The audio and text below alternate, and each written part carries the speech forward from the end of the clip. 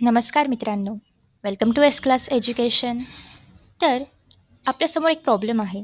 तो म्हणजे की आपण जेव्हा इतिहासाचा अभ्यास करतो तेव्हा बऱ्याचदा आपल्याला झोप येते किंवा आपल्याला कंटाळा येतो, आपल्याला बोर होतं. तर हा प्रॉब्लेम सगळ्यांबाबतीत नसेल, पण मेजॉरिटी ऑफ स्टुडंट्सच्या बाबतीत आहे. मग असं का होतंय आणि या प्रॉब्लेमवरती काही सोल्युशन आहे का? तर पहिली गोष्ट म्हणजे हे खूप कॉमन आहे. कधीच असं होतं की तो विषय आपल्याला आवडत नसेल किंवा त्या विषयामध्ये आपण आपला इंटरेस्ट डेव्हलप नाही करू शकलो, म्हणून कदाचित असं होतं. मग याची कारणं काय आहेत आणि याच्यावरती आपण काही उपाय करू शकतो का? आणि कदाचित आपला इतिहास हा विषय फेवरेटसुद्धा बनू शकतो आफ्टर धिस व्हिडिओ किंवा तुम्ही हे काही उपाय फॉलो केल्यानंतर. चला तर आता आपण बघूया की आपल्या इतिहासाला आपण इंटरेस्टिंग कसं बनवायचं. सगळ्यात पहिल्यांदा कारण काय आहे? का बरं आपल्याला झोप येत असेल? तर मे बी अशी काही कारणं असू शकतात. इतिहास आता मला आवडतो, पण आधी माझाही तो फेव्हरेट नव्हता. मग का बरं तो फेव्हरेट नव्हता? अशी माझी काही कारणं आहेत. मे बी तुम्हीसुद्धा त्याच्याशी कनेक्ट करू शकाल. तर इतिहास हा आपल्या सायन्ससारखा असं एक्सपेरिमेंट करणं किंवा त्याच्यामध्ये काहीतरी थ्रिल, काहीतरी इंटरेस्टिंग किंवा काहीतरी फॅक्ट्स असं नाही आहे. इतिहास हा पूर्ण थिअरॉटिकल विषय आहे आणि तो आपल्याला होऊन गेलेला आहे किंवा घडून गेलेला आहे आणि ते आपल्याला वाचायचं आहे. मग त्याच्यामध्ये मे बी आपल्याला बोर होऊ शकते, काय यार घडून गेले ते आता आपण का वाचायचं? सो हे एक कारण असू शकतं. किंवा असं पण नाही की इतिहासामध्ये खूप छान छान अशा स्टोरीज आहेत. जर आपण पर्टिक्युलरली 9वी आणि 10वीचा इतिहास पाहिला तर. हां, 7वीला तुम्हाला छत्रपती शिवाजी महाराजांचा इतिहास आहे किंवा राजांचा इतिहास आहे, तर तो तुम्हाला स्टोरीजसारखा इंटरेस्टिंग वाटू शकतो. पण 9वी आणि 10वीच्या इतिहासामध्ये अशा स्टोरीज वगैरे अशा काही नाही आहेत. सो मे बी तुम्हाला ते इंटरेस्टिंग नाही वाटणार. तो एक घटक असू शकतो. दुसरं असं आहे की आपण जेव्हा मॅथ्स सॉल्व्ह करतो, मॅथेमॅटिक्स आपण जेव्हा सम सॉल्व्ह करतो, तेव्हा आपण काहीतरी लिहित असतो किंवा काहीतरी लिहून सॉल्व्ह करत असतो. आपण इतिहासामध्ये लिहून वगैरे बघत नाही. सो त्याच्यामुळे आपण लिहित नसल्यामुळे आपलं ब्रेन तेवढं ॲक्टिव्हली काम करत नाही. जेव्हा आपण एखादी गोष्ट लिहून करतो, तेव्हा आपला हात देखील चालू असतो. आपण ते मोठ्याने वाचत असतो, सो आपलं तोंड देखील चालू असतं आणि आपलं ब्रेन त्याच्यामुळे ॲक्टिव्ह राहतं. सो कदाचित आपण या गोष्टी फॉलो करत नाही आणि म्हणून आपल्याला इतिहास वाचताना झोप येते किंवा तो विषय कंटाळवाणा वाटतो. दुसरी गोष्ट अशी आहे, की तुम्हाला जर कारण माहिती असेल, की आपण इतिहास का बरं वाचायचा? एकतर पहिली गोष्ट म्हणजे अर्थात मार्क्स मिळवण्यासाठी. हा तर एक महत्त्वाचा पॉइंट आहे. मार्क्स मिळवण्यासाठीच आपण इतिहास वाचतो. म्हणजे युजुअली तर असं होतं, की शाळांमध्ये जर आपला तो विषय फेव्हरेट नसेल, तर आपण मार्क्स मिळवण्यासाठी एखादा विषय वाचत असतो. सो मग ते तुमचं मोटिव्हेशन ठेवा, की मला इतिहासामध्ये एवढे मार्क्स पाहिजेत किंवा मला ओव्हरऑल 10थमध्ये किंवा 9थमध्ये जे कुठल्या स्टँडर्डमध्ये तुम्ही असाल, त्याच्यामध्ये एवढे पर्सेंटेज पाहिजेत आणि जर मी इतिहासाला ड्रॉप केलं, तर अर्थात तेवढे पर्सेंटेज नाही पडणार आणि त्याच्यामुळे मला इतिहास वाचायचा आहे. सुरुवातीला तुम्ही हा देखील गोल ठेवू शकता किंवा हे देखील एक वाचण्याचं कारण ठेवू शकता.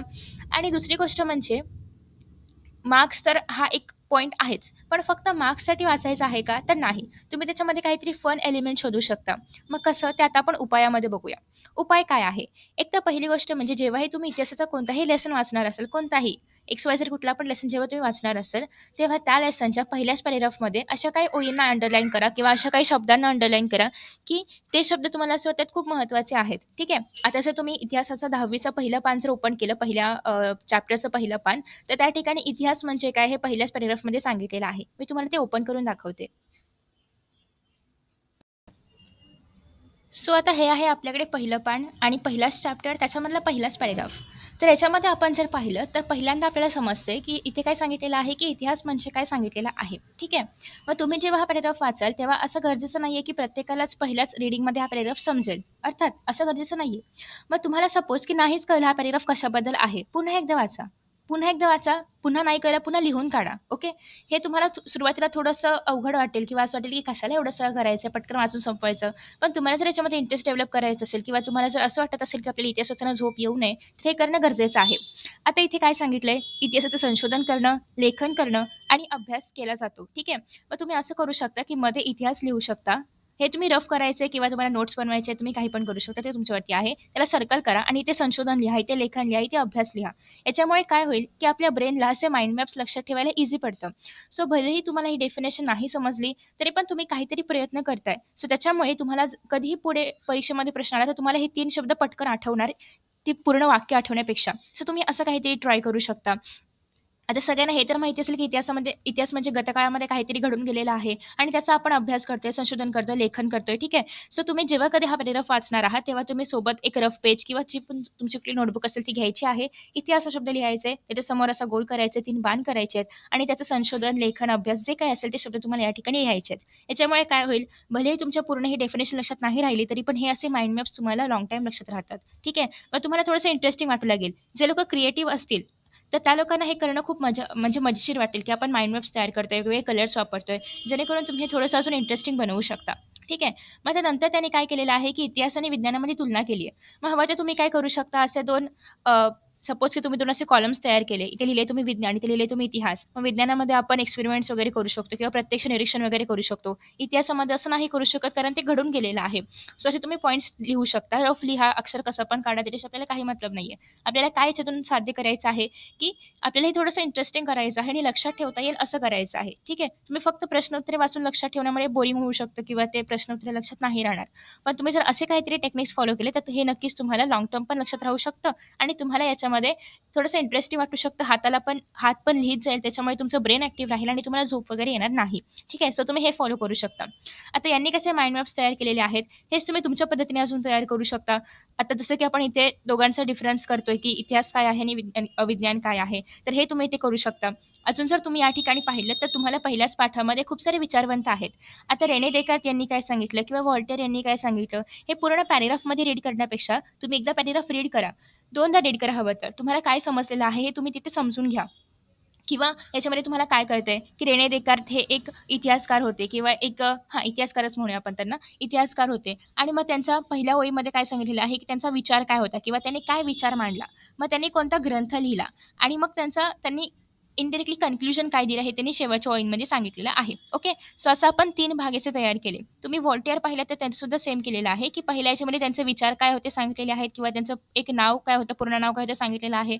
मग त्यांचा जो कन्क्लुजन विचार होता तो सांगितलेला आहे. यांचा ग्रंथ नाही दिलाय.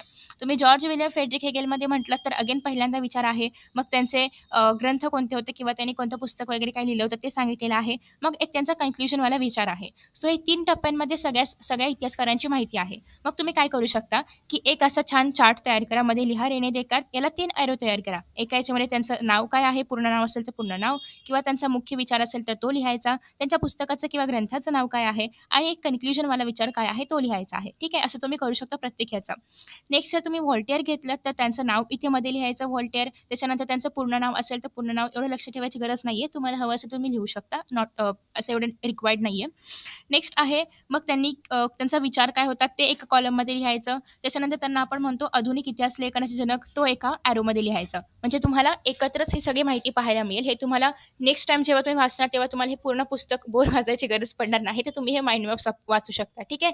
जेणेकरून तुम्हाला हे माइंड मॅप्स पटकन लक्षात पण राहतील आणि कन्फ्युजन पण होणार नाही, की कोणाचं काय आहे वगैरे. सो तुम्ही असे माइंड मॅप्स तयार करू शकता. सेम सगळ्या इतिहासकारांसाठी तुम्ही असंच करू शकता. किंवा तुम्हाला जर एखादी सपोज ॲनालिस प्रणाली लक्षात ठेवायची आहे. पहिली गोष्ट म्हणजे प्रणाली उदयास कधी आली किंवा सुरू कधी झाली ते एका बॉक्समध्ये लिहायचं. आफ्टर दॅट नेक्स्ट याच्यामध्ये एकदम मेन पॉईंट्स काय होते, ओके, एकदम मेन पॉईंट्स काय होते किंवा फ्रेंच इतिहासकारांनी सुरू केली की जर्मनी कोणी सुरू केली ते तुम्हाला लिहायचं आहे एका कॉलममध्ये. ते पण लक्षात राहावं यासाठी. दुसरी गोष्ट म्हणजे याच्यामध्ये नेमके काय मुद्दे होते. 1 ते 2 मुद्दे फक्त घ्या लक्षात ठेवण्यासाठी. बाकी तुम्ही त्याच्याशी पॅरलल मुद्दे एक्झाममध्ये लिहू शकता. असं तुम्ही करू शकता. याच्यामुळे तुम्हाला काय होईल की मुद्दे पण कळतील, एक्झाममध्ये कसं आन्सर लिहायचं यासाठी. दुसरी गोष्ट म्हणजे तुम्हाला मुद्देसूद आन्सर लिहिताना बऱ्याचदा जेव्हा आपण थेरोटिकल आन्सर पाठ करतो ना, तेव्हा ते मुद्देसूद लिहिताना प्रॉब्लेम होऊ शकतो. मग तुम्ही जर असं केलं तर तुम्हाला ते सुद्धा करता येईल जर तुम्ही असे फ्लो चार्ट्स वगैरे तयार केले तर. आता तुम्ही सध्या 10thला किंवा 9thला सुरुवात करणार आहात, सो तुमच्याकडे पूर्ण वर्ष आहे. त्याच्यामुळे तुम्ही हे आता करू शकता. लास्ट मोमेंटला तुम्ही असं करू शकत नाही आणि तेव्हा इच्छाही होत नाही पूर्ण अभ्यास वाचण्याची. सो त्याच्यासाठी तुम्ही आत्तापासूनच हे तयार करून ठेवा. माइंड मॅप्स तयार करा. लास्ट मोमेंटला फक्त माइंड मॅप्स वाचा. फक्त एवढेच की माइंड मॅप्स तयार करताना पूर्ण कॉन्सन्ट्रेशनने करा. एखादा शब्द जर इकडे-तिकडे झाला तर तुमचं उत्तर मात्र चुकू शकतं. ठीक आहे. त्याच्यामुळे हे तयार करू शकता. आणि असं प्रत्येक चॅप्टरचं होऊ शकतं. असं नाही की फक्त फर्स्ट चॅप्टर. सेकंड चॅप्टरमध्ये पण खूप साऱ्या गोष्टी आहेत. आता या ठिकाणी त्यांनी सांगितलेलं आहे की पूर्वीच्या काळामध्ये इतिहास लेखन कसं केलं जायचं. मग तुम्ही हडप्पा ह्याला असं पॉईंट द्या. इथे हवं तर पहिल्यांदा हडप्पा लिहा. हडप्पामध्ये कसं केलं जायचं हे खाली लिहा. अजून मध्ययुगीन काळामध्ये जे असेल ते लिहा. परत ते कसं केलं जायचं इतिहास लेखन ते खाली लिहा. असं तुम्ही छान छान माइंड मॅप्स वगैरे तयार करू शकता. ठीक आहे. सो इन दिस वे तुम्ही इतिहासाला एक छान इंटरेस्टिंग बनवू शकता आणि त्याचा अभ्यास खूप चांगल्या पद्धतीने करू शकता.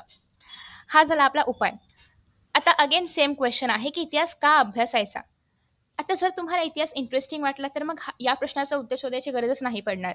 पण सुरुवातीला हेच आहे की अर्थात तुम्हाला मार्क्स पाहिजेत म्हणून अभ्यासायचा आहे. आणि दुसरी गोष्ट म्हणजे अशी की तुम्हाला त्याच्यामधून खूप काही शिकायला मिळणार आहे. जर तुम्ही 10वीचा इतिहास पाहिलात तर तुम्हाला इथे आपण एक दुसरा चॅप्टर घेऊया. जसं की आपला खेळ वगैरे चॅप्टर आहे किंवा हा घेऊया, ठीक आहे. हा कुठला चॅप्टर आहे? कला वगैरे याच्यामध्ये सांगितलेले आहेत. मग तुम्हाला याच्यातून कळते, की तेव्हासुद्धा कला होत्या किंवा तेव्हासुद्धा वारली चित्रकला होती. बऱ्याच जणांना ही काढायला आवडत असेल. मग तुम्हाला कळेल, की अरे हे तेव्हा पण होतं, हे आत्ता पण आहे किंवा हे अजून कुठे-कुठे, कुठल्या-कुठल्या क्षेत्रामध्ये आहे. त्यासोबतच तुम्ही जर पाहिलं तर जर तुम्हाला खेळ वगैरे आवडत असतील, तर तुम्हाला या ठिकाणी खेळाचे विविध प्रकार पाहायला मिळतात. मग तुम्हाला कळणार, की अरे हे सुद्धा असे सुद्धा खेळ होते किंवा असे सुद्धा खेळ खेळले जायचे. आपण सुद्धा हे खेळ खेळून बघू शकतो. किंवा खेळामध्ये फक्त खेळणं हा एकच करिअर ऑप्शन नाहीये. तर त्याच्यामध्ये समालोचक करणारे असतात. त्याच्यामध्ये टीव्हीवरती जे खेळ दाखवतात त्याच्यामध्ये पण बरेचसे लोकं येऊ शकतात. तर तुम्ही त्याच्यामध्ये सुद्धा तुमचं करिअर करू शकता. जर तुम्हाला इनडायरेक्टली म्हणजे डायरेक्टली खेळात न जाता इनडायरेक्टली त्याच्याशी जोडलेलं राहायचं असेल, तर तुम्ही हे सुद्धा करू शकता. किंवा कला क्षेत्रामध्ये पण फक्त ॲक्टिंग करणं हाच भाग नाहीये. त्याच्यामध्ये पण अजून बऱ्याचशा गोष्टी आहेत. हे तुम्हाला याच्यामधून कळू शकतं. किंवा पर्यटनामध्ये फक्त फिरायला जाणं एवढं नाही, तर आपण एक टुरिस्ट गाईड बनू शकतो. आपण त्याच्यामध्ये अजून काय काय करू शकतो किंवा त्याच्यामध्ये कोणते कोणते करिअर अपॉर्च्युनिटीज आहेत. प्रसारमाध्यमांमध्ये फक्त वर्तमानपत्र नाही, तर त्याच्यामध्ये रेडिओ आहे. वर्तमानपत्रांमध्ये लेख लिहिणारे आहेत, ते छापणारे आहेत. त्याचा परत अजून आपण म्हणतो ना, की टीका वगैरे करणारे आहेत. तर याच्यामध्ये बऱ्याचशा गोष्टी अजून असतात. तर त्याच्यामध्येही आपण काहीतरी आपण त्याच्यामध्ये कुठे इंटरेस्टेड आहोत ते बघू शकतो. सो या सगळ्या गोष्टी तुम्हाला याच्यामधून शिकायला मिळतील. सो तुम्ही जेवढं जास्त इंटरेस्ट घेऊन हा विषय शिकाल, तेवढंच तुम्हाला त्याच्यामधून फ्युचरमध्ये काय करायचं आहे हे सुद्धा कळेल. सो असा हा विषय आहे. आय होप की हा व्हिडिओसुद्धा तुम्हाला आवडला असेल आणि कंटाळवाणा वाटला नसेल. सो तुम्ही ह्या सगळ्या ट्रिक्स फॉलो करून बघा. मेन गोष्ट आहे ते म्हणजे माइंड मॅप्स तयार करून बघा. तुम्हाला खूप जास्त हेल्प होईल. आणि जर तुम्हाला माइंड मॅप्स तयार करणंसुद्धा बोर वाटत असेल, तर तुम्ही जे शब्द आहेत ते लिहून त्याच्या खाली सपोज की आता हे आंतरराष्ट्रीय पर्यटन आहे, तर हा शब्द लिहायचा. मग खाली आंतरराष्ट्रीय म्हणजे काय? ऑब्व्हियसली आपल्या देशामध्ये नसणं, म्हणजे आपल्या देशातला नाही आहे ना, आपण दुसऱ्या देशामध्ये चाललेलो आहोत पर्यटनासाठी. तर मग त्यासाठी कुठल्या-कुठल्या वाहनांचा आपण उपयोग करू शकतो किंवा त्यासाठी काय अडचणी येऊ शकतात, की तिथली तिथली करन्सी वेगळी असणार आहे, म्हणजे पैशांचा प्रकार वेगळा असणार आहे. तिथे राहण्याची, खाण्याची सोय वेगळी असणार आहे, पदार्थ वेगळे असणार आहेत. सो या सगळ्या गोष्टी तुम्हाला तिथे बॅरियर किंवा अडचणींमध्ये येऊ शकतात. सो हे तुम्ही स्वतःसुद्धा इमॅजिन करू शकता. सपोज करा की तुम्ही कुठेतरी जपानमध्ये गेलात, तर ऑब्व्हियसली तिथे तुम्हाला पिठलं भाकरी नाही मिळणार आहे. मग त्यांचं वेगळं काहीतरी फूड असेल. सो तिथला एक बॅरियर झाला ना, तो खाण्यामधला बॅरियर झाला किंवा आपली करन्सी रुपया आहे, तसं जपानची रुपया नाहीये.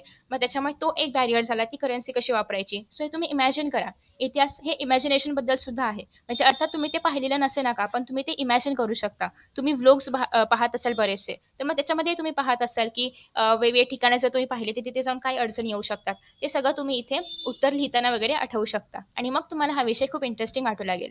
So yes, this was all about. आणि आय होप की तुम्हाला हा व्हिडिओ आवडला असेल आणि तुम्ही सगळ्या टिप्स फॉलो कराल आणि मग तुम्हाला हा विषय खूप इंटरेस्टिंग वाटेल. त्यासोबतच मी ऑलरेडी इतिहास हा पूर्ण कंप्लीट केलेला आहे यूट्यूबवरती. त्यासोबतच मी काही दिवसात पुन्हा एकदा ही सीरीज घेऊन येणार आहे आणि आय होप की तुम्ही ती सुद्धा जॉईन कराल. So thank you so much. Bye आणि best of luck for your journey. Tata.